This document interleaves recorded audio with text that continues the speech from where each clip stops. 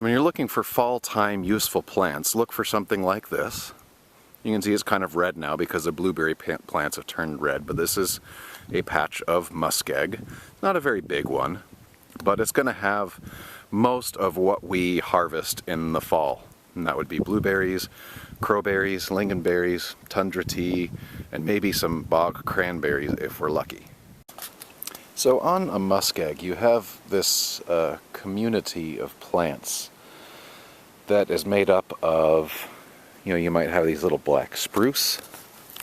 You also have these guys, which is Labrador Tea, also known as Tundra Tea.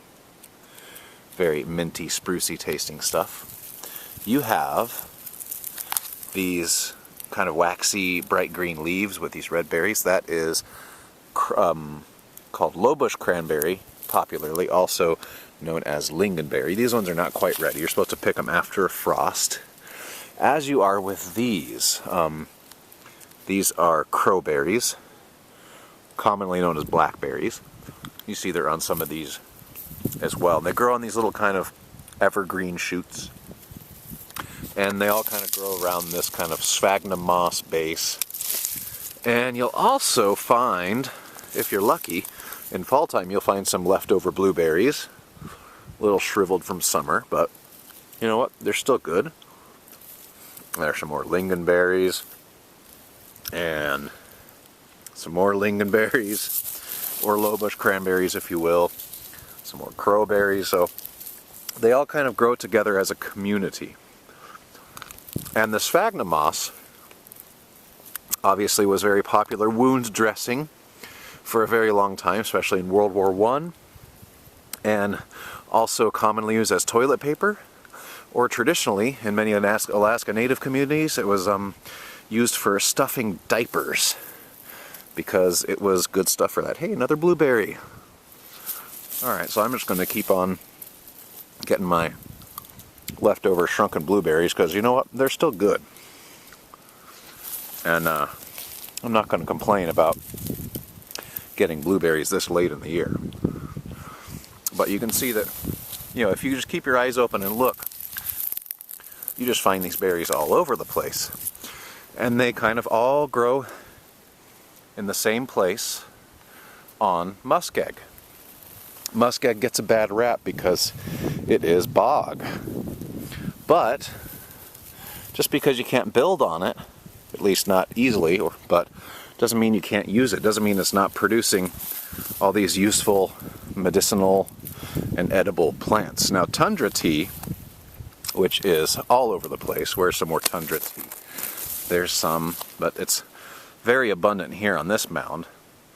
This stuff actually is technically a mild narcotic.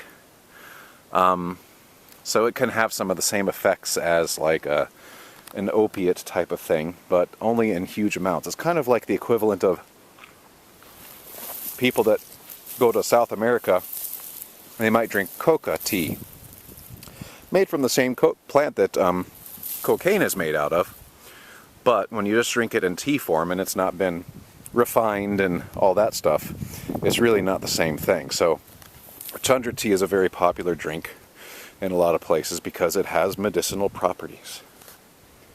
And when you pick your lowbush cranberries, you want them to be this deep dark red. The deeper and darker the better.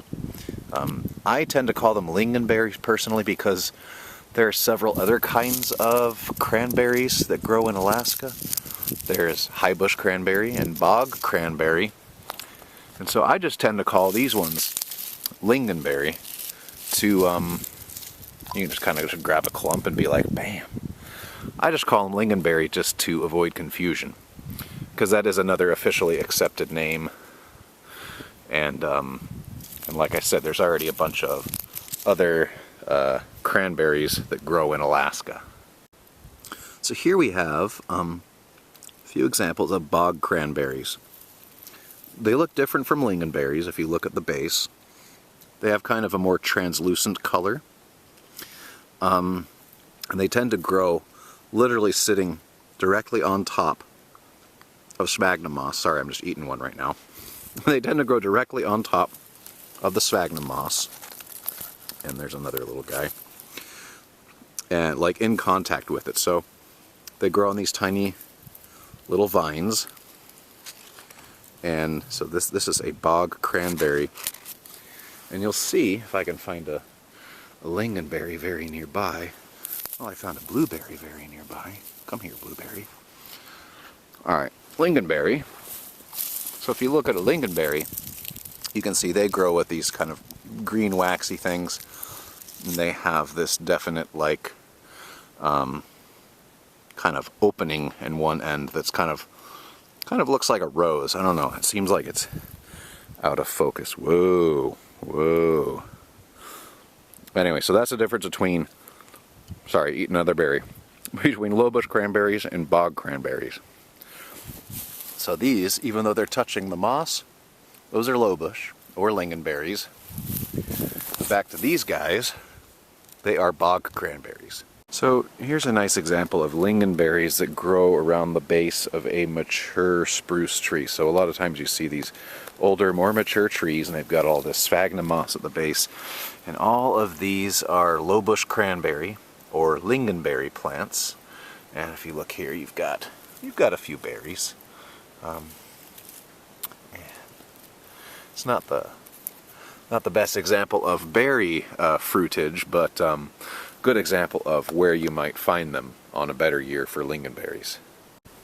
Here are some more lingonberries around the base of a mature tree. This time it's a mature birch, but you can see the red berries in there.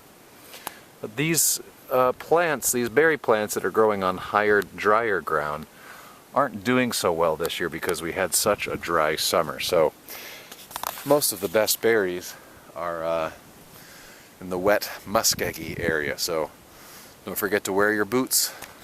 Something else you find in fall after the grass and fireweed kind of dies down is this is when you start to see lots of mushrooms and Coors Light boxes that have been hidden for all of summertime, as they've been growing this entire time, but you just haven't been able to see them because of the grass and the fireweed. This is an Alaskan wild rose that we have transplanted to our flower garden. And while these typically don't grow on muskeg type soils, they usually grow kind of on higher, drier ground. They create these rose hips. And these things are just about the highest concentration of vitamin C you'll find anywhere. And so these are best collected after good frost. That's kind of when they become their best. We haven't had a really good frost yet. But you can make jellies out of them, you can make pies. We tend to just dry them and use them in tea.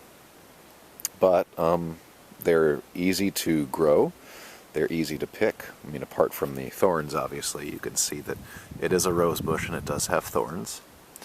But the reward is great because of the high vitamin C content and the sweet flavor.